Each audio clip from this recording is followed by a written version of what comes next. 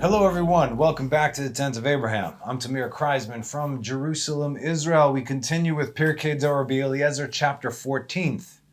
This one's called Aftermath. And of course, before we get into it, I'd love to read with you guys Psalms 117. Like we said, 500 plus people saying Psalms a day. It is a good thing. So I'm going to say it in Hebrew. Repeat after me. Hallelu et Adonai kol goim. Shabechuhu kol ha'umim.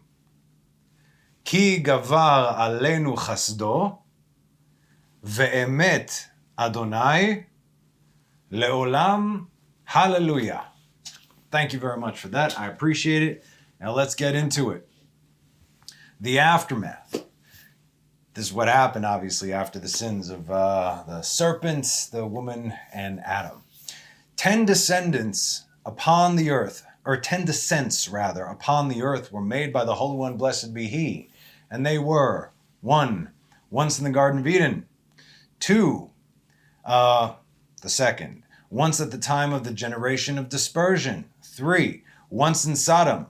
4, once at the thorn bush. 5, once in Egypt. 6, once at Sinai. 7, once at the cleft of the rock. 8 and 9 rather, twice at the tent of assembly. And 10, and the last one, once in the times to come in the future. And we know when that's going to be. Well, not exactly. We know that that's the time of the end. Okay, so those are our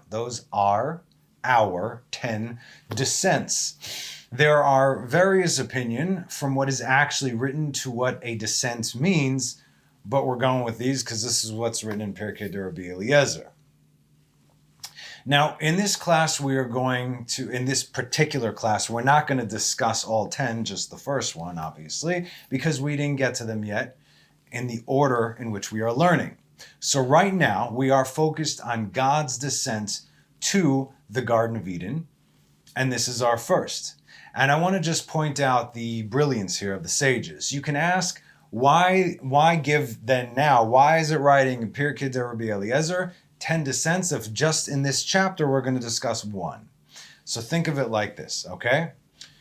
If you've ever opened up a comic book, you should know that there are 3 elements, right? The first is the outline, meaning the person that actually draws the images and the backdrop and everything, right?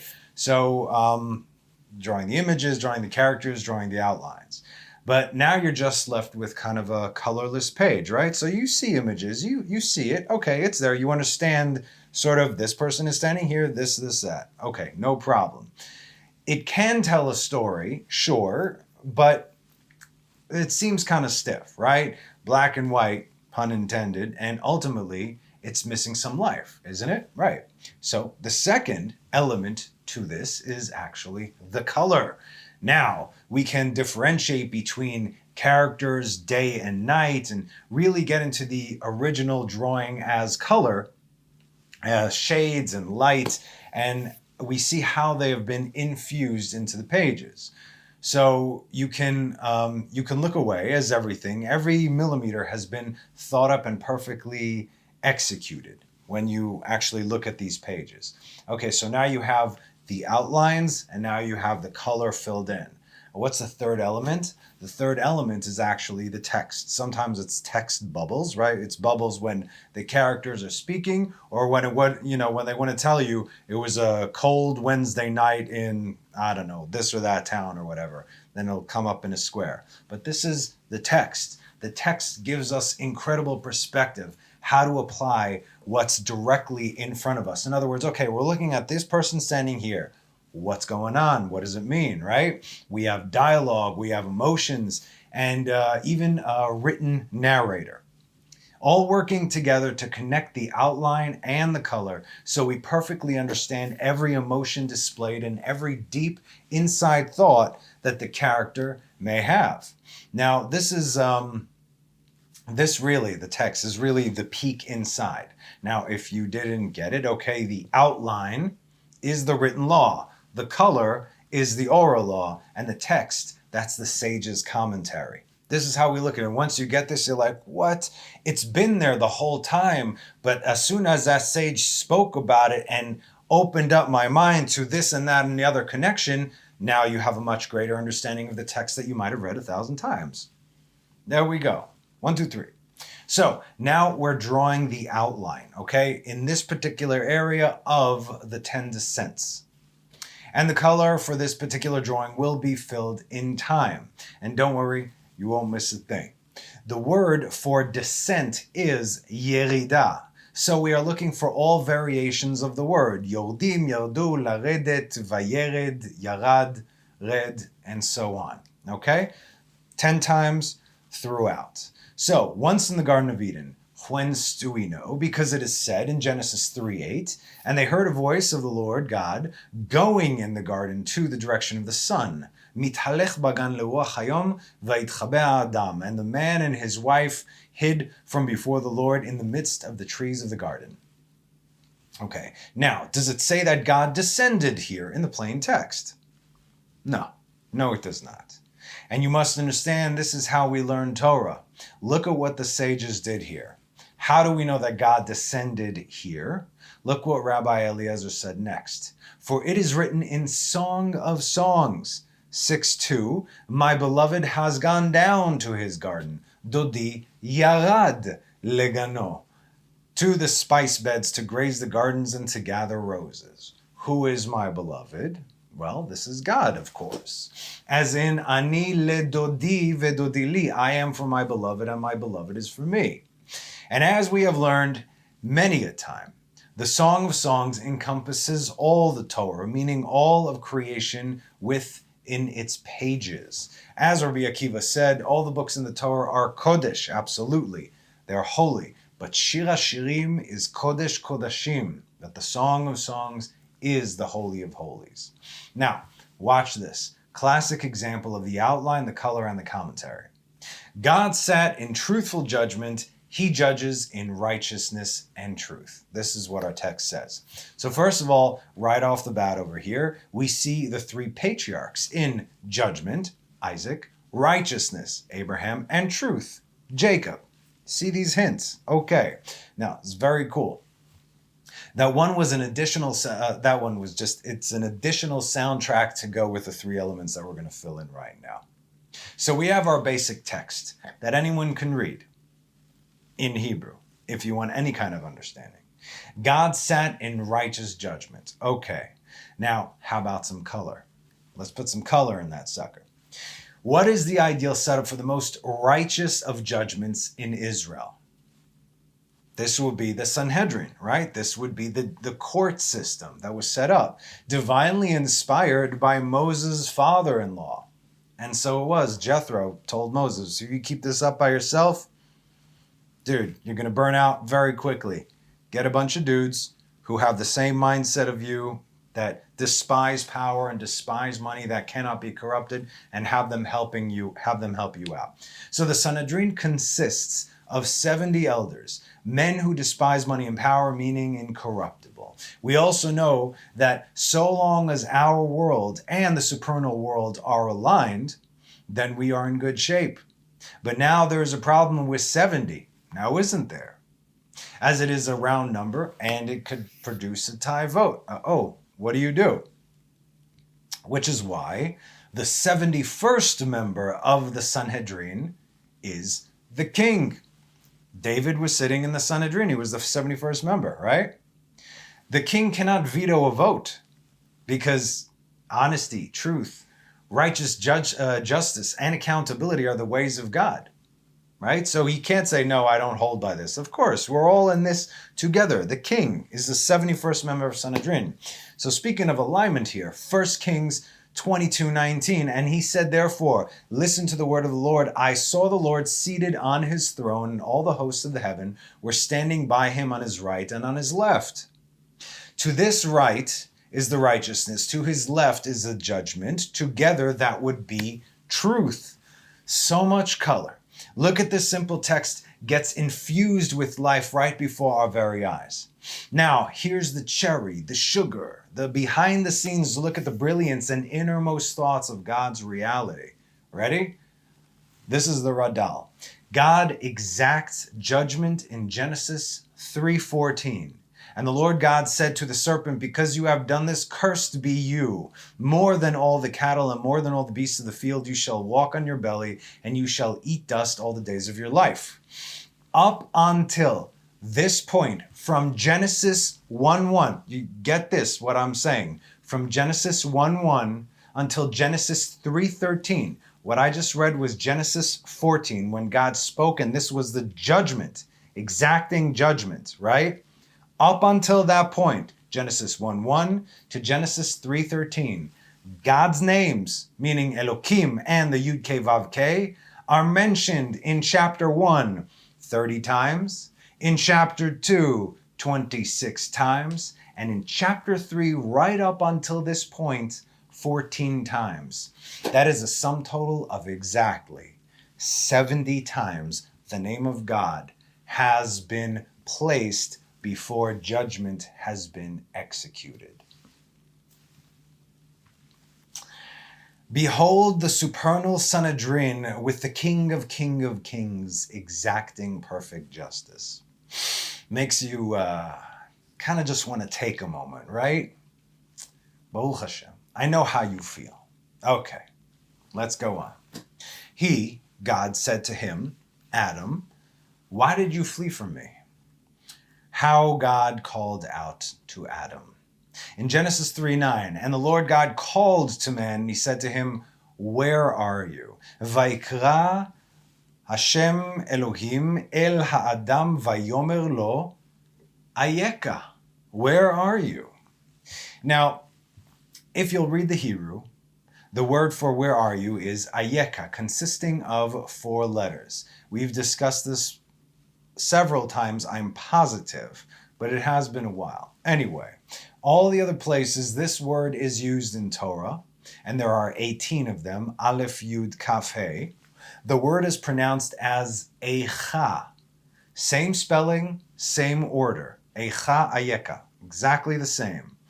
And Eicha means how, as in, how can you do this? And in every mention, it's always a sign of sorrow, desperation. How can I see these people through? How can we make it through the city? How can, it's like it's a struggle. The signs of sorrow, desperation, or anything except a positive connotation. With the pinnacle being the actual book of Eicha, which is Lamentations. Eicha yashva badad ha'ir rabati. Oh, how has the city that once was so populous remained lonely? Hayta ke'almana, she has become like a widow, right? The book of Eicha. So here God calls out to Adam, says Ayeka. This is hinting. This is hinting to what was said that it wasn't a negative connotation, how God called out to Adam. Because the question has to be asked, did God not know where Adam was? That he had to, Adam, where are you? What, God doesn't know? Of course he knows. But God still wanted to be gentle with Adam, as not to frighten him even more than he was at that particular moment. Remember, this fallen reality just came crashing down on them in an instant. What God was really asking Adam was, why have you done this? How could you do this? Which is why Rabbi Eliezer explains it beautifully with the words, why did you flee from me? Furthermore, we can see this very exchange in Psalms 139, which has been ascribed to Adam. Psalms 139, take a look at that. Remember, Adam and David are connected, as Adam took off the literal years of David's life to give to him. Adam was supposed to live until 1,000. I've read Midrashim that if you reach that time of 1,000 years, you live forever, even in this fallen state. The oldest living human was, I believe it was Methuselah, 969. That's how old he was. Adam died at 930. He gave 70 of his years to David. Okay, so, and we said Adam, David, Mashiach, they're all connected. All right, in addition to, like we said, Adam, David, Mashiach. Okay, so let's read a few verses from Psalms 139. Okay, this begins as the creation of Adam and his wondrous bewilderment of his creator. So we're going to start with like 1 through 5. For the conductor of David, a song, O Lord, you have searched me out and you know me. You know my sittings, you know my rising. You understand how to attach me from afar. My going about and my lying down you encompassed. You are accustomed to all my ways. For there is no word on my tongue. Behold, O Lord, you know it all. From the rear and from the front you encompass me, and you placed your pressure upon me. Remember, we learned this particular verse a few classes ago when Adam was infused with the soul. That's that pressure, because it was forced into his physical body. Because technically speaking, it doesn't mix, and yet this happened. So now what happens after he eats of the tree of knowledge? Verse 6, knowledge is hidden from me. It is hard, I cannot attain it. The knowledge of good and evil is not knowledge of truth, which is where Adam was before the sin. And what did Adam do after his eyes were open? Verse 7, where shall I go from your spirit, and where shall I flee from your presence? He knows that God knows, right? Now, we're all caught up, but feel free to read the rest of the psalm. It's beautiful. So he answered him, I heard thy voice and my bones trembled, as it is said in Genesis 3:10. And he said, I heard your voice in the garden, and I was afraid because I am naked, so I hid. In the Hebrew, in PDE, we'll just Pirkei de Rabbi Eliezer, it's just easier, okay? The words for I heard your voice are Shim'acha shamati, which almost means your sounds, the sound of you was heard. Shim'acha shamati, kinda. The Radal brings us a verse in Habakkuk 3:2 that says, Adonai sham'ati shim'acha, Yareti Hashem po'alecha. O Lord, I heard a report of you. Poor translation. I feared, O Lord, your deed. This alludes to that. Why did Adam fear now as opposed to before the sin? Because Adam has changed as opposed to God, who never does. There's no need for God to change, right? And also, just to make it clear, this was not necessarily a traditional voice like you would be thinking today, right? So, it's not Morgan Freeman or whoever else, right? Calling out to Adam. These are the sounds of the Creator through his creation. So it's not something external, but rather internal. But all that was before the fall. Where there is no need to speak when everything is one. Remember that, right? The voice is something different. Like Israel saw the voices. How can you see a voice? Because they saw the manifestation of the letters. But again, there was a knowledge. Even though these words were spoken, it wasn't just spoken like you and I would speak today. We're talking about still in the Garden of Eden. Back then, you communicated through your mind, through knowing. Now, perhaps Adam actually maybe did hear an external voice, meaning that now it was something foreign to him. It came from the outside, not from within, because the voice was spiritual while he became physical. You heard. The voice was spiritual while he became physical, as now he feels his bones shaking. What bones came before that? You understand? Every time God calls out, if he doesn't want to completely kill the person, it comes very, very gently from within that person. That's why I said when Moses was by the bush, he heard the voice of his father call out to him. And it was really the voice of God, but it was a gentle call by his father because his father would be a comfort to him. Moses fled, his father already passed. He was sure his father was dead. So yes, so that's how God handles it, right? So now I wanted to deal with him as gently as possible. Adam, where are you? Come out. Let's talk about this before it escalates way too quickly. Because this voice was spiritual while he became physical, as now he feels his bones shaking so naturally. Terror would ensue. What is happening right now? I cannot handle this voice. And we can see this in Job 4:14. Terror and quaking befell me, and he greatly frightened my bones. And a spirit passed by my face. It made the hair of my flesh stand on end. It was standing, but I did not recognize its presence. This image before my eyes, I heard a faint voice. Read Job. Today, God does not speak to men. Perhaps they receive divine inspiration or what alcoholics call a moment of clarity. It can be done through angels, in Hebrew malachim, which means messengers or emissaries. That's what malach means.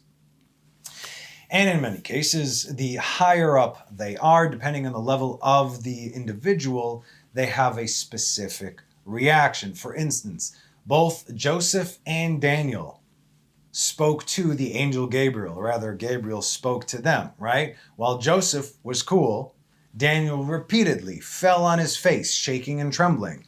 They were completely different levels, okay? And if we're going to bring God into the mix, when he spoke to Moses, as the book says, face to face, mouth to mouth, like one speaking to his friend in an intimate setting. There was no separation. The moment that God spoke to Moses and he wanted him to go speak to the children of Israel, Moses did that. In other words, Moses first didn't get the download, and then he went to speak to the children of Israel. So where it says, and God spoke to Moses to tell the children of Israel, that's exactly what happened. Moses said, children of Israel, God says, da-da-da-da-da, because it went straight through. No filter. I mean, well, technically Moses was the filter, but there was almost no Moses. That was kind of the point. Okay.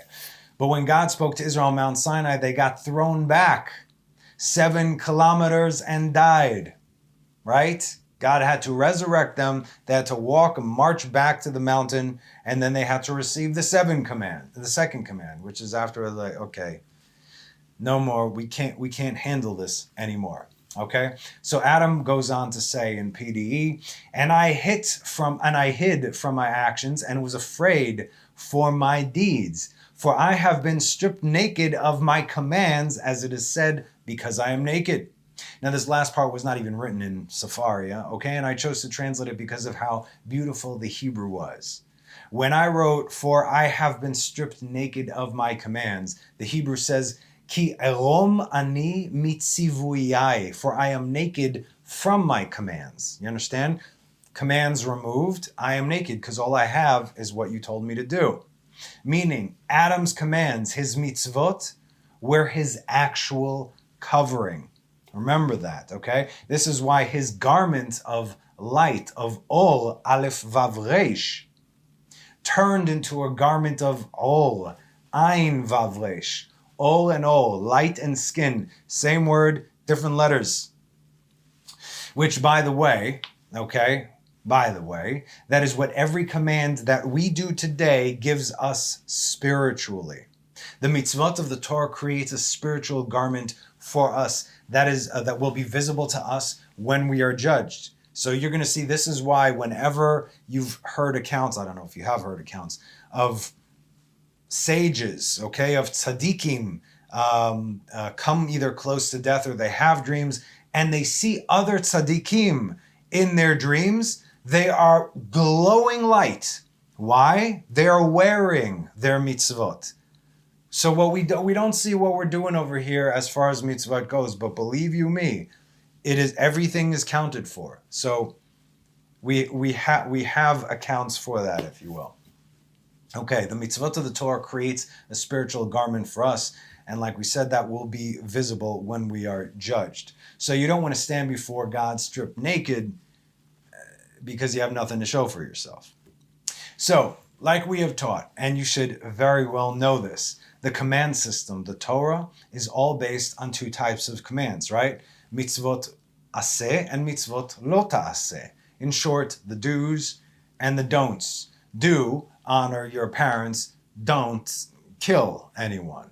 So when God told Adam in Genesis 2:15, ויקח השם אלוהים את האדם ויניחהו בגן עדן לעבדה ולשמרה, and God took the man, he placed him in the Garden of Eden to work it and to guard it. Work it is do, right? That's action. Guard it are the don'ts. That's the status quo, just as it is, right? Do's, don'ts. Leovda uleshomra. But all the commands of the don'ts, they still fall under the do's, meaning by not doing the don'ts, you by default are keeping the do's. So when Adam transgressed the do not, as in don't eat from that tree and you ate from the tree, there's that transgression, then he was also stripped of his do's. And the Radal brings something very interesting over here. In the garden, the work was delving into Torah. And if you hold on now, if you say, well, the Torah wasn't given yet to the world, I will say to you, we're not in the world yet at this point, right? Now are we? We are in the Garden of Eden. And the guarding, the shmirah, was to guard the way to the tree of life.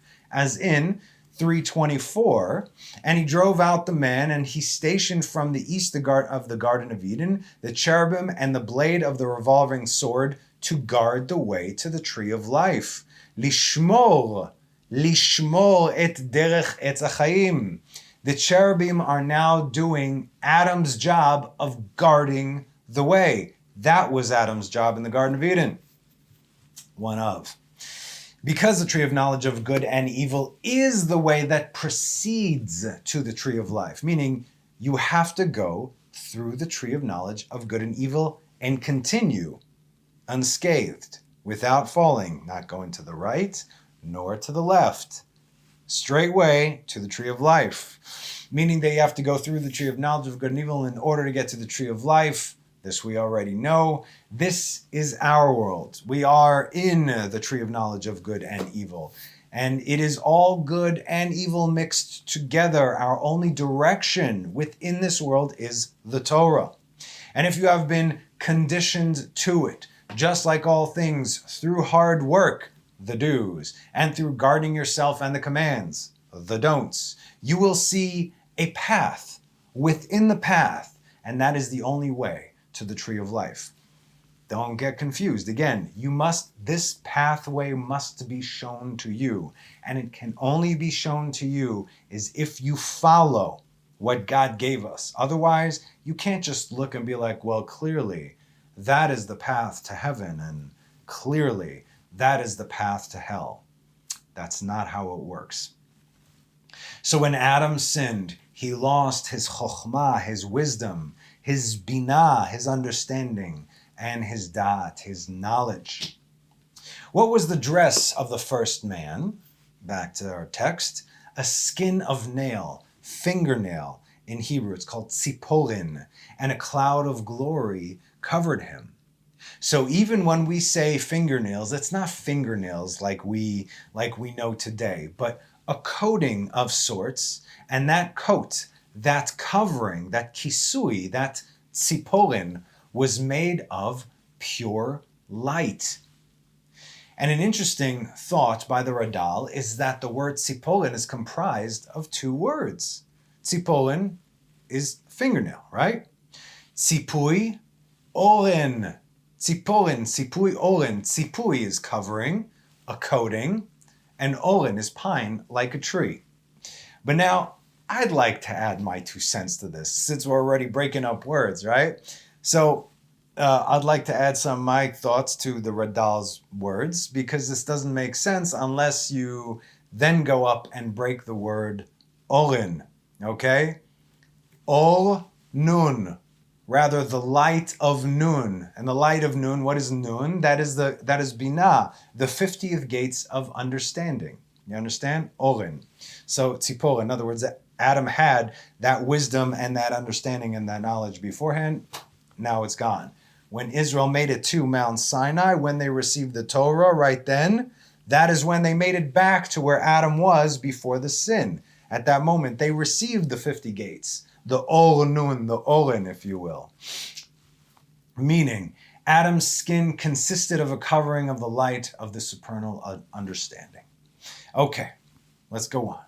When he ate of the fruits of the tree, the nail skin was stripped of him, and the cloud of glory departed from him.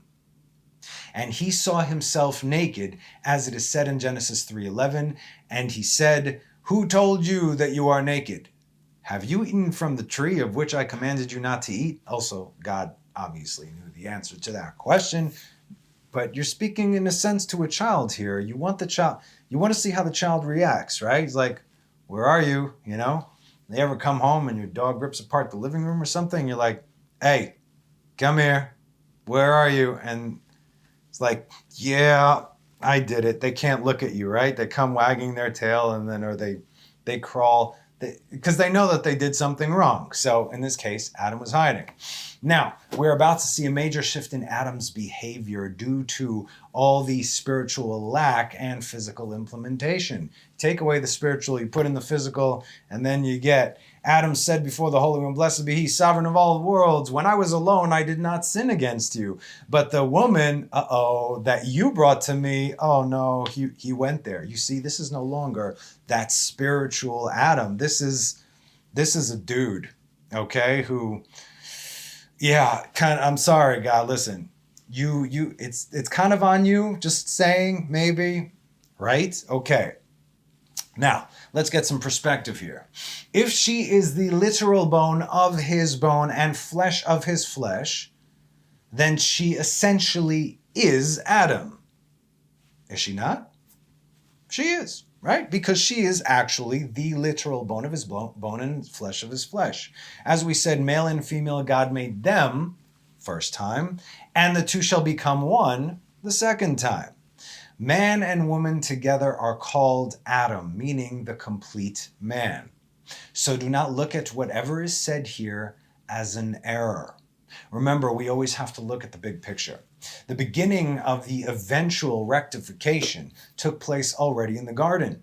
The text continues, "She has pushed me away from your words," meaning your commands. He's saying of the woman, as said in 3:12, "And the man said, the woman who you have gave to be with me, she gave me of the tree, so I ate." Our sages say that the woman was meyalelet. Was leyalel cats when they whine and moan, they howl in a sense, nag, right? She was howling and howling at Adam and would not leave him in peace until he ate from the fruit. Right, so Adam chose eternal death rather than to continue to be nagged. I hear you, brother. Anyway, remember her reasoning once she got infected, right? If I'm going to die, I'm taking him with me, so he won't have another wife, right? The Holy One, blessed be he, called unto Eve and said to her, "Was it not enough for you that you sinned, but also that you should make man sin? You did this. Why you want to take him with you?" What does 3:13 say? "And the Lord God said to the woman, what is this that you have done?" And the woman said, "The serpent enticed me, and I ate." Ma zot asit, what have you done? God was not asking her about eating from the fruit. In fact, he didn't even bring it up, did he? He didn't ask, why did you eat from the fruit? But rather, why did you cause man to sin? Why did you do that? If it would have stayed with you, the rest of the world would not have been gone down the drain the way it has. You did this. The woman now became the conduit for man. The world did not fall when she ate, it fell when he ate. She spoke before him, sovereign of the world. The serpent enticed my mind to sin before you. The Hebrew words here for enticed my minds are hesiach et da'ati, da'at, right? This is what mind, da'at is knowledge, but mind, hesiach, which means he distracted me. Okay? Hesiach et da'ati, modern day Hebrew, he distracted my mind, my thoughts. Okay? All right. Which the serpent did. How so? By making her think of herself, of her needs, her wants, her ways, in addition to potentially being replaced by another woman. Building her up. Hey, it's all you. Look at you, queen, walking around. Yeah, everything's there, but you know this is not going to last forever, right? Because there's the plan to, I'm number one, you're number two, might be a number three, just saying maybe even a four and a five. Who knows? I don't know. But just in case, you're probably going to want to dig into this here right now, because you got nothing to lose. So he, God, brought the three of them and passed sentence of judgment upon them, consisting of 9 curses and death. Each one got 9 curses and death. Why did God judge all 3 of them in front of each other? Because what is coming now will last until the days of Mashiach, as all of them are tied up and intertwined with one another. And we learn something else about who did what over here. According to the Gra, the woman received double the punishment. She received her own hardships, and as being tied to man, she received his as well. Why is this? Because the woman ate from the tree 2 times. Not once, 2 times. Twice. The first in front of the serpent, and the second when she was giving it to Adam. She said, eat, nom, nom, nom, good for you, nom, nom, like that. She did this twice, so that's why she's tied to man. So, 9 curses and death. Let's get on with it. The serpent. 1, he cast down Sammy, Samech Mem, right? He cast down Sammy and his entourage from their holy place in heaven. What does this have to do with the serpent? The horse and its rider. Don't forget, as the serpent's access point was only by the hands of Satan with orders from God, of course, this was also to humiliate the serpent, since Sammy also gave it the power of speech. As we discussed, they were fused together into something else. 2, he cut off the legs of the snake. The ministering angels descended and cut off the serpent's arms and legs, as its cry was heard throughout creation. You see what God did here?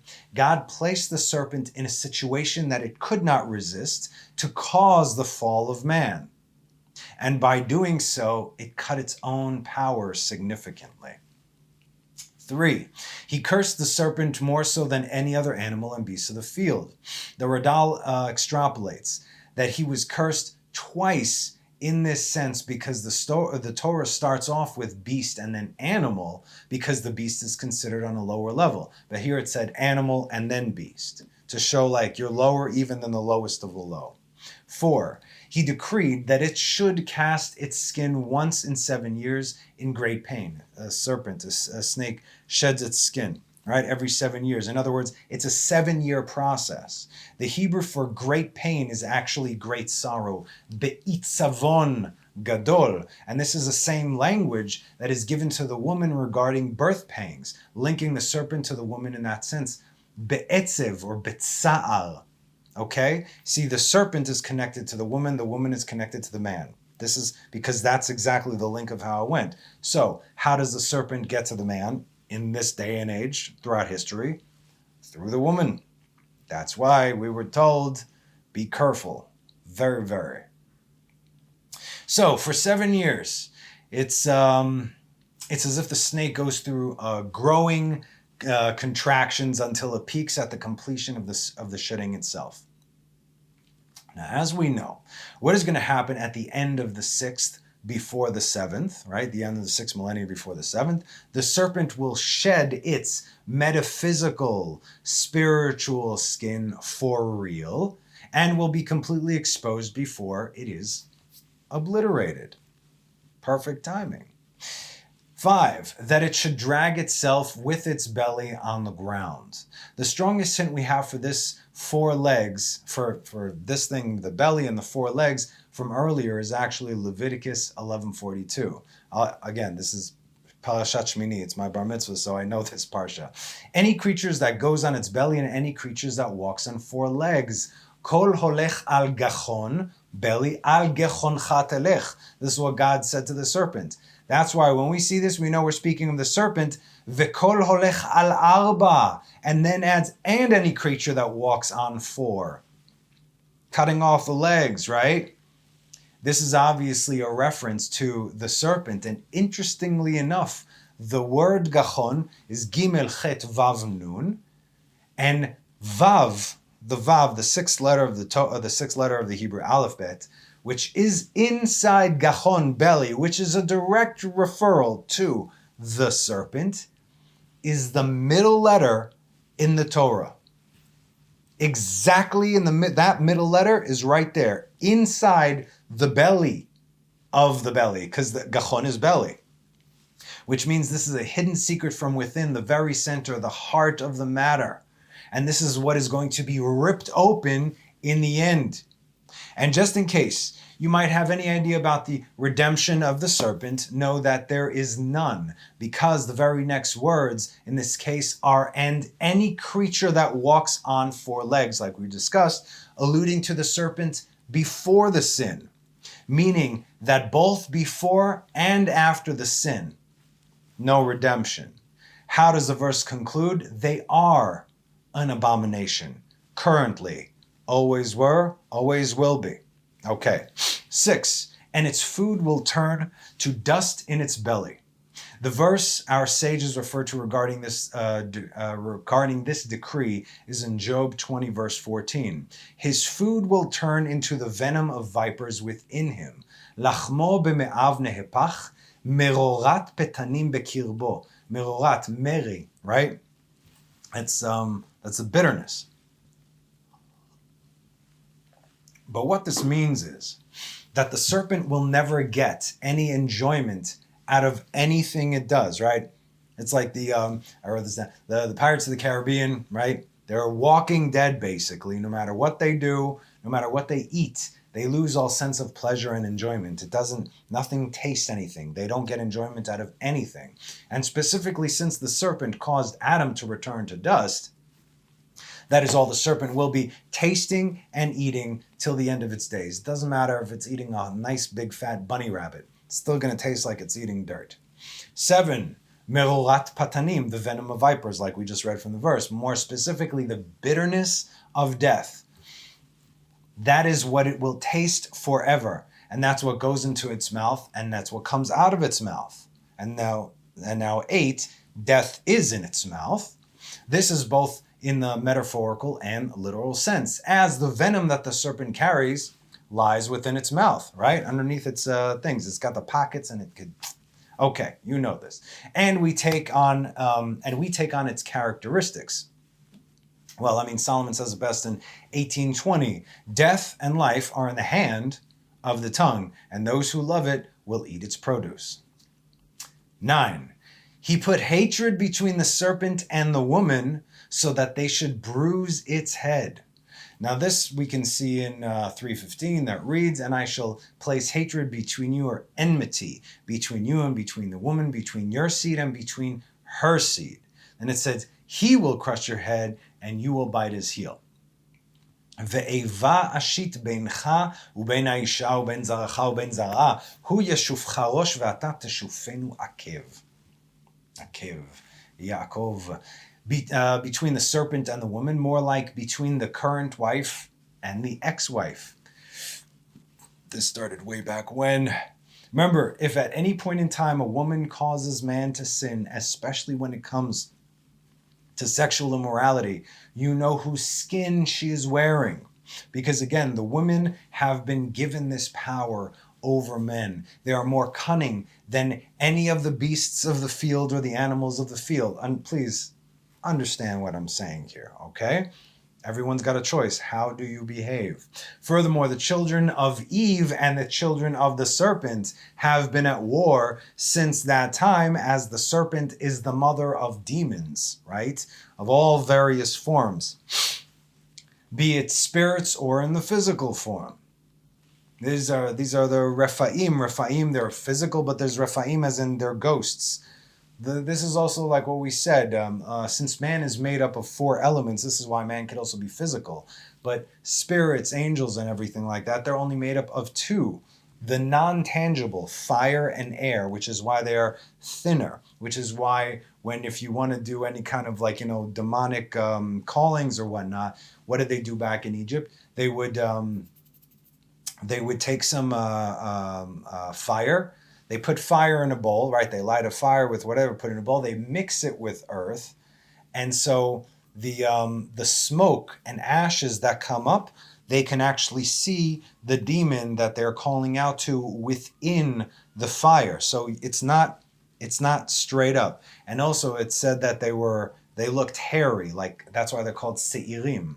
Seir is also Seir is alluding to Esav, to Edom, right? That be Rome for you. All right. So, and this crushing of the head, my friend, make no mistake. This is not a suggestion where it says, and he will crush its head. You need to take this as an absolute command for your own sakes.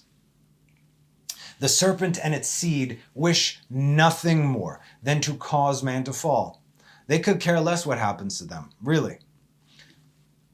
As they have nothing else to lose. That's it. That's their whole job.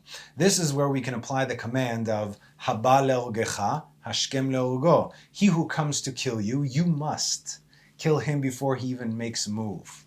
We can see this when God commanded Moses and the children of Israel regarding the Midianites. He said, you wipe them out not only because what they have just done to you, right? Parshat Balak and then Pinchas, but what they are going to do to you. Now, how do we kill the spirit? How do we kill the darkness? As many ways as it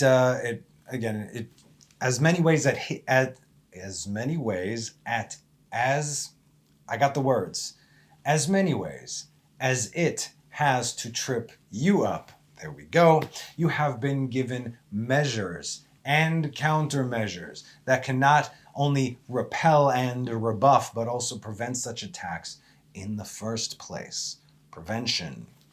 You cannot kill the darkness, but we have discussed exactly how you can turn it into light, which is ultimately what is going to happen anyway.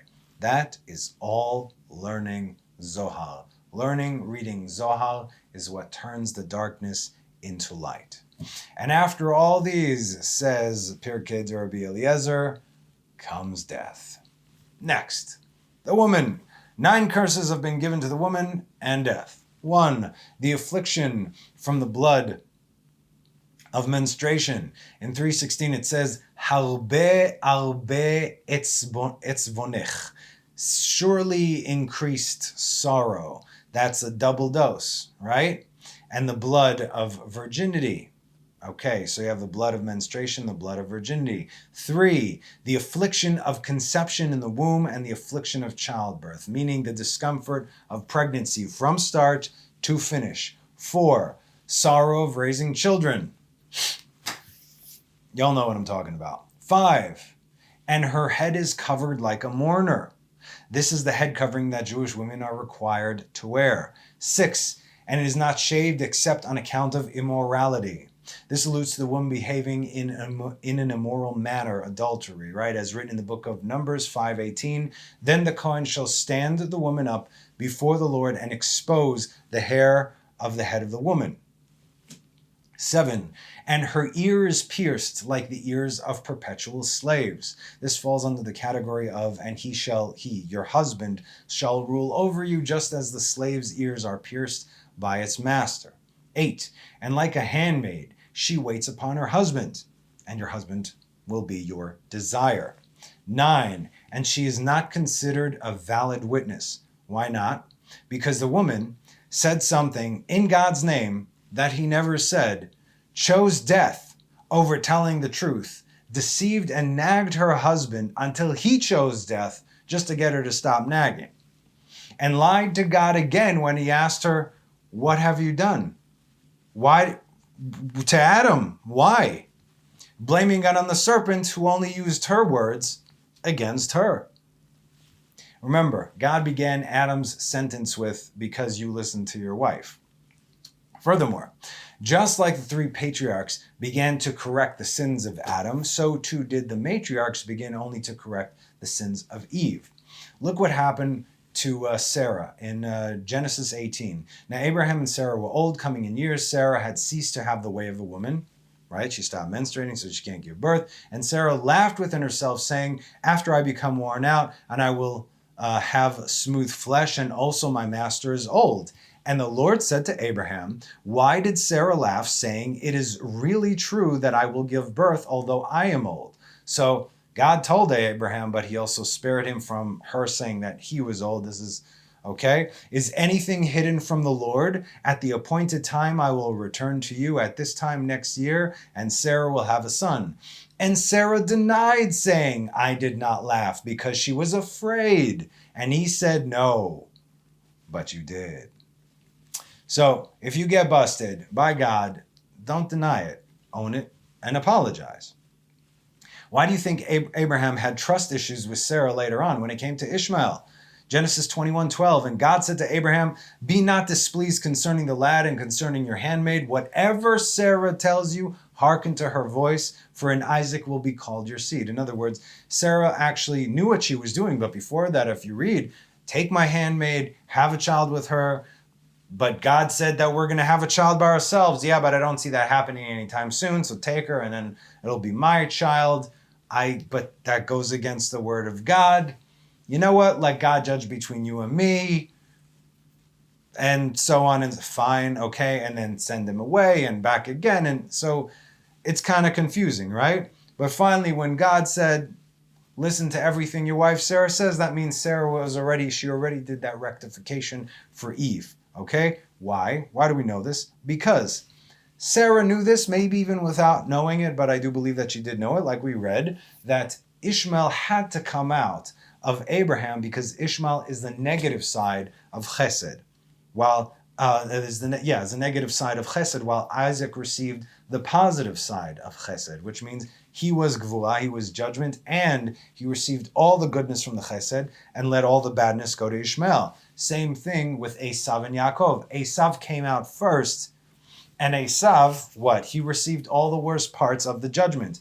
Hungry for blood this, blood that, right? Yaakov received the positive side, and that made him emit. And so all these things had to happen in order for the forefathers to be exactly how they were. So God said, listen to your wife, it's good, but this is the rectification. No, I didn't laugh. No, I didn't say that. You just got busted. Just own it and let's move on. Okay. So here we see a rectification and confirmation from God to listen to his wife because she, Sarah, is a good woman, and in this case, she saw what he could not. And after all these comes death. She wanted to be with man in life or in death. Well, she got what she wanted. We continue with our text. God removed man and was also given 9 curses and death. There are several different thought points on what it means that God took him out or removed him, because it starts off different. One of them is that the man was removed from the curses of the woman, but she still has to take his curses on because she made a choice to be with him for better or for worse. The other is that God spoke to Adam separately from the serpent from the woman as to not cause him shame. This could be a maybe, since when God addresses the serpent and Eve, he does so in the manner El Nachash, El Isha, and to Adam it says Ule Adam. So it didn't say El Ha'adam, right? Ule Adam. There's a Vav instead of the word El. But the argument it's thin at best. Again, it's good to look at all these possibilities. What is the discrepancy? Why is this different over here? All right, so anyway, number 1, he cut his strength. Adam was once the most powerful being ever created, as we learned, and when he became mortal, he was vulnerable to almost all of creation, right? So he cut his strength. 2, the impurity of spilling seed. Tum'at hakeri. So this is not just spilling seed. This is spilling seed, but when you're asleep, okay? This is called keri. Kuf Resh Yud. This is something that our sages have written about already 2,000 years ago, and this is also referred to Adam, which means these things happen, all right? Furthermore, we know that this particular event never happened to Jacob in his life, which is why and our sages say, Yaakov lo ra'a keri mi'anmav. He never had any nighttime stuff going on, okay? Which is why when he blessed Reuben, his firstborn son, he said in Genesis 49:3, Reuben, you are my firstborn, my strength, the first of my might. The strength is connected with ejaculation, right? And since this was the first time anything ever came out of Jacob, it all went into Reuben, which tells us that these things, again, people, these things do happen. They have happened throughout the ages because God decreed it so. It's one of the curses of man. This is a bad thing, of course. There's a reason it's called a curse. So seed, as long as it's in you, it's a very holy thing, i.e. the seed of David and so on. So is blood. Blood is a very holy thing. But you see, when it comes out of a woman, it is impure. When this comes out of a man, it is impure. But the moment it leaves you and is not received in a purity, when it is not received in purity by a holy vessel, your lawfully wedded mikveh dunking wife, then it is very unholy, and it is an unholy thing. Keep in mind, these laws, nida, mikveh, and everything, they're specifically for Jews, but all mankind are obligated to abstain from sexual immorality. Keep it with your wife. Now, when this happens, you cannot just wake up in the morning and you go, putting on tefillin and talis. You can't touch anything, right? The first thing you have to do is you have to go directly to the mikveh and dunk. Then you say tikkun klali for the spilling of seed, even though if it was while you're sleeping. And if you think that this is not your fault, you are incorrect. Listen, this is why we are told to guard our eyes and our thoughts throughout our day, specifically to prevent this from happening. If you looked at something for a second too long, that image now festers within your consciousness. Or if you did anything that is unkosher, remember, the moment there's a tiny little opening, that's where the serpent gets in, sends one of its girlfriends, and you're done. You're unconscious. You cannot defend yourself. For further prevention, in addition to saying the full Shema, there's the full Shema that we said before, go to sleep, not just the 3 parshiyot, there's a whole thing. It's about 5 minutes of reading and understanding what it is that you're reading with all the extra prayers, and it guards you from all sides. In addition to that, you can say the first 4 chapters in Tehillim, 1, 2, 3, 4, which has 310 words, which counter the numerical value of the word Keli, which is 310. That balances that. And another thing you can do is you read a chapter, a section, or a paragraph of Tana de Be'eliyahu. Another thing you can do is you read the blessings that Jacob and Moses gave the tribe of Gad in Genesis and in Deuteronomy. And there are plenty of other things that you can do as well. There are many chapters and books exactly regarding this. This thing is an issue. If it happens, just, okay, how do I prevent this? What do I do? Always seek change, right? So again, you are responsible. Yes, you are unconscious, but only based on what you did that day. Okay. So again, this happens since the day Adam was expelled from the Garden of Eden till this very day. This is a curse. These things are supposed to happen, but we have been given an opportunity to prevent it. Guard your eyes, you guard your mind, you guard your actions. Be aware of yourself and your actions and reactions, and don't give room for the serpent to enter, because it will. Because what does happen on a spiritual sense is basically the ex-wife sends one of her girlfriends to entice you in your dream, also another name which we don't have to say, when you are completely defenseless. What are you going to do? And the seed spilled, in essence, is taken over to the dark side to create demon children. That's right. And who do you think they're going to call daddy? That's right. You don't want that. This is why we have to say tikkun klali after and pray for forgiveness. Mikveh, tikkun klali, pray for forgiveness to turn that dark angel into light. 3, cut his height. Like we said, Adam filled all of creation. In the Zohar and other places, it describes how the edge of his heel blocked out our sun. Imagine how big he was, right? When Adam fell and he was sent to earth, his height was cut down to 100 amot, which is roughly about 46 meters. That's about 150 feet. Adam was 150 feet tall. And yes, Adam would obviously be considered a mega giant today. But don't forget, if the regular-sized people were about 150 feet tall, then how tall do you have to be considered to be a giant? Pretty damn tall. Yes, they were real giants, gigantic giants. All this was pre-flood, of course, after which we all just got smaller and smaller, and, we don't live 900 plus years. Now we live, 90 years. It's smaller and smaller and smaller and dumber. 4, the impurity of sexual immorality. I don't think we need to go through this. If it's a curse, what happens when you're sleeping based on your thoughts of that day? How much more so when you make conscious decisions when you are awake? Okay? It's talking about by yourself or with anybody else in a non-kosher setting who's not your wife. 5, has to sow wheat. As we've learned, nothing in the garden needed to be planted, watered, or pruned. But now, if you want to eat, you got to sow wheat. 6, and reaps thistles. Ugh, wouldn't it be great if we got exactly what we paid for? But it's never like that, right?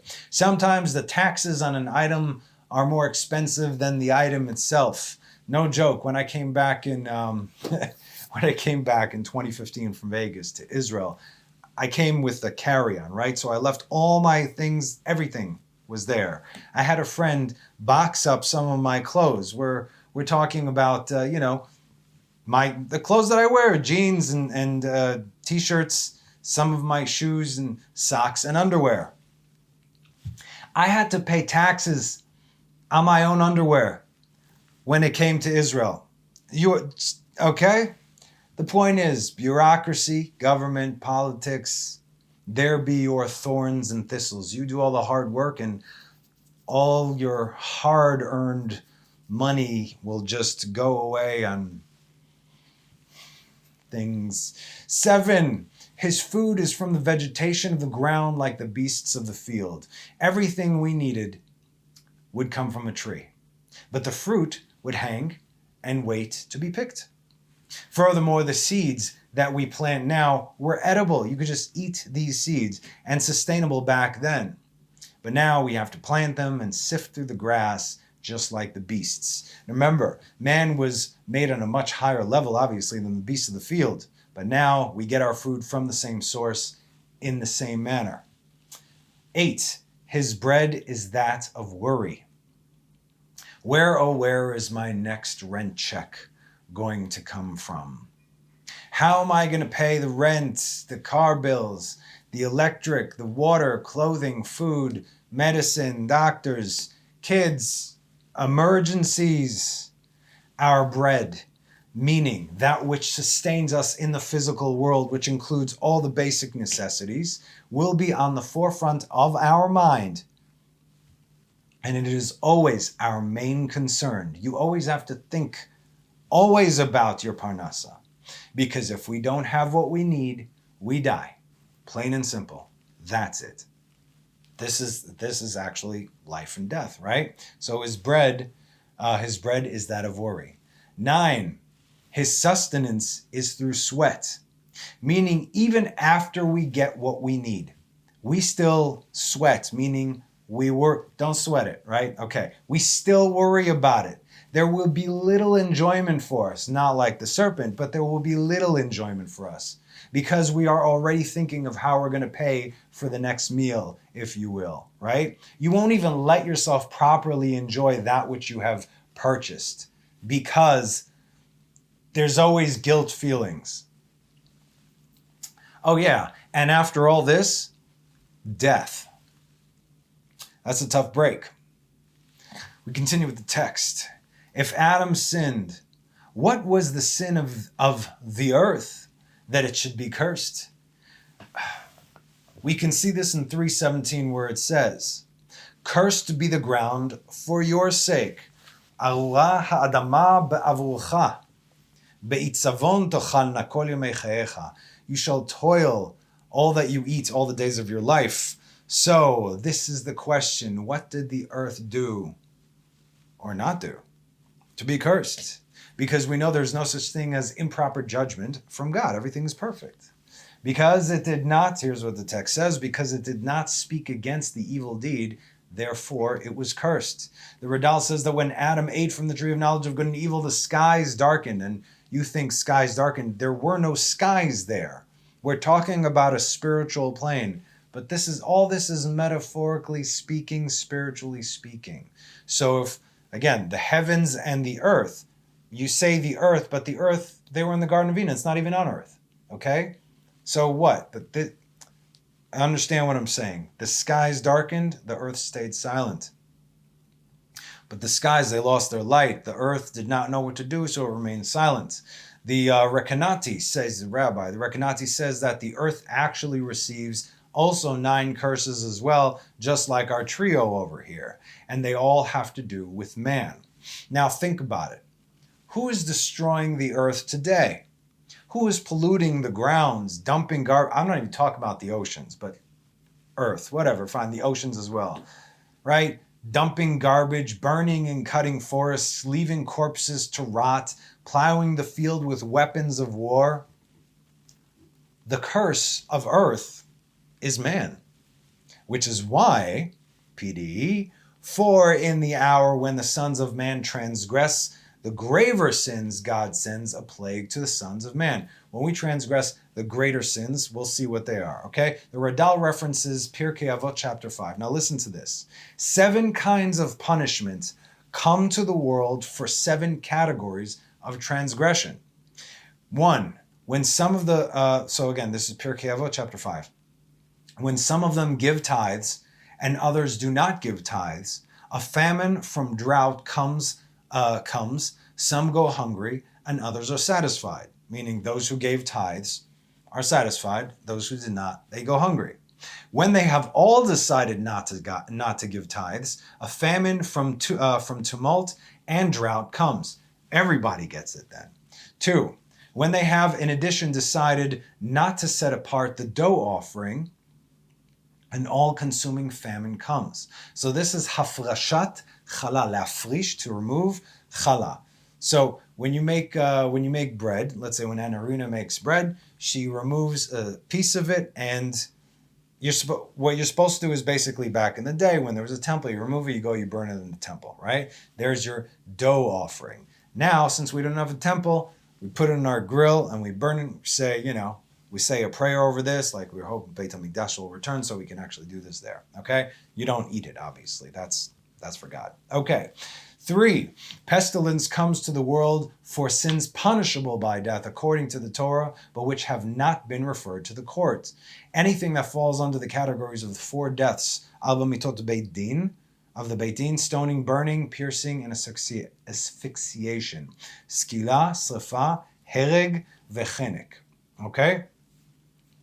And if people are running around who did these things and the sin, their sin has not been, they didn't get a smack for it. That's bad energy in the world right now, if you will. So again, look what's happening. So think about how many people are getting away with murder every day. 4, and for neglect of the law regarding the fruits of the sabbatical year. That's the Shemitah. What happened? Why was the Babylonian exile? Why did it take place? Why was it 70 years? For the 70 years of Shemitah that they did not keep. The land had to cleanse itself. 5, the sword comes to the world for the delay of judgment. Any moment that justice is not served, it covers the world in darkness. Again, behold, what year are we in? That's right. 6, and for the perversion of judgment. What is good is bad, and what is bad is good. Male is female, and female is a birthing person now. 7, and because of those, listen up now, because of those who teach Torah not in accordance with the accepted law. That means not in accordance with the halacha. That means not in accordance with the oral law and exactly how to live. Again, plagues, punishment, detriment comes to the world because of those who teach Torah not in accordance with the accepted law. Christians, Messianics, have no business teaching Torah because not only do they shun they use this teaching to shun in accordance with the halacha, but it blatantly cancels it. No, there's no this, there's no that. It's okay. Stick to the new. We'll take the old. No problem. But this is a problem, and this was written down before any of these cults ever existed, mind you. So think about that. So whatever is being spread by them, the world is currently paying the price. We've already said this because straight up idolatry and deviant worship. When you have millions and millions of people doing this, think about the kind of darkness they bring to the world. And it has been very apparent over the last 2,000 years, right? Okay. Again, this was written 2,000 years ago. Back to PDE. And in the hour when the sons of man transgress sins less vital, he smites the fruits of the earth because of the sins of the sons of man. Meaning, sins that are not punishable by death, but still justice has to be served. The Gra points out something very interesting here. He says that there are actually 10 curses that were given to Adam, to man, right? So this is what we see in Genesis 3, meaning he takes it directly from the written text in the Torah, plus to dust you shall return, okay? Meaning in the final incarnation, all men absolutely must die, even for a moment, in order to be resurrected. But with these 10 curses for all mankind, God blessed Jacob, i.e. Israel, with 10 blessings to specifically counter the curses. Meaning Israel does not have anything to do with these curses so long as they live according to the Torah. So let's see the balance here, okay? Genesis, we're not going to go one for one, but you could see it in the text very easily. Genesis 3:17 to 19. To the man he said, because you listened to your wife, and you ate from the tree which I commanded you, saying, you shall not eat of it, cursed be the ground for your sake. With toil you shall eat all the days of your life. And it will cause thorns and thistles to grow for you, and you shall eat the herbs of the field. With the sweat of your face, or sweat of your brow, you shall eat bread until you return to the ground, for you were taken therefrom, for dust you are, and to dust you will return. Now, look at the blessings that Isaac blesses Jacob. God blessed Jacob through Isaac in Genesis 27, 28 to 29. Chapter 27, verses 28 to 29. And may the Lord give you the dew of the heavens and of the fatness of the earth and the abundance of the grain and wine. I thought I had to toil and work and all. The earth is not cursed for anybody's sake here. Nations shall serve you, and kingdoms shall bow down to you. You shall be a master over your brothers, and your mother's sons shall bow down to you. Meaning that would be Edom, right? Those who curse you shall be cursed. No more curses here. Those who curse you shall be cursed, and those who bless you shall be blessed. Kind of reverses the curses, don't it? Okay. And if that's not enough, that Jacob, Israel, can remove themselves from the curses of man, where else was Jacob, i.e. Israel, placed? The Chayot HaKodesh, right beneath the throne of God, they have 4 faces. There's the eagle, the ox, the lion, and the face of man. So the eagle is on top. That represents Moses. The lion on the right, that represents Judah, also Messiah ben David. The ox on the left, that represents Joseph and Messiah ben Joseph. And the face of the man on the bottom represents Jacob. Now we learned that the face of Jacob, our father, Yaakov Avinu, son of Isaac, son of Abraham, was identical to that of Adam. Of Adam, when he became mortal to this world, face of Adam, that was the face of Jacob. Which means it may as well be man's face or Adam's face on there, and yet it is Jacob's face on there. As Jacob is the culmination of Abraham and Isaac, all 3 have made a rectification for the sins of Adam. And as the sons of Jacob, the children of Israel, we must do the same in order to be removed from the curses and to attain the blessings. You see, God doesn't want us to suffer in this world. Then that goes against the Torah. God says, if you do this, look how well you're going to live. But if you don't, then this is what is going to happen every single time. So when we see that we are getting smacked left and right, it can only mean that we are not doing what we're called to do. That's it. It says it right in the Shema. Live like that. Live like that. That's it. Ask God, how can I live according? You'll get your answers. It's right there. Very simple. If you're not doing what we're supposed to do, and it says, read there too. And if you do not, the rain will stop, and then nothing's going to grow, and you're going to be removed from your land, and you're going to be suffering, and this and that, and so on. There's no reason, none, that Israel has to suffer. It goes against the word of God. That's it. So it's all on us. Again, Israel is we're not only a collective, but we are a collective of individuals, meaning every person gets their own judgment, but we also get judged collectively. Unlike the nations are actually, they're their own individuals. Pinpoint accuracy. So anyway, that's today's class. I sure do hope you enjoyed it. Stick around for next week as we discuss the gateways to heaven and hell and their gatekeepers. So as always, thank you so much for joining me. Have a wonderful rest of the week and have a Shabbat Shalom. Bye now.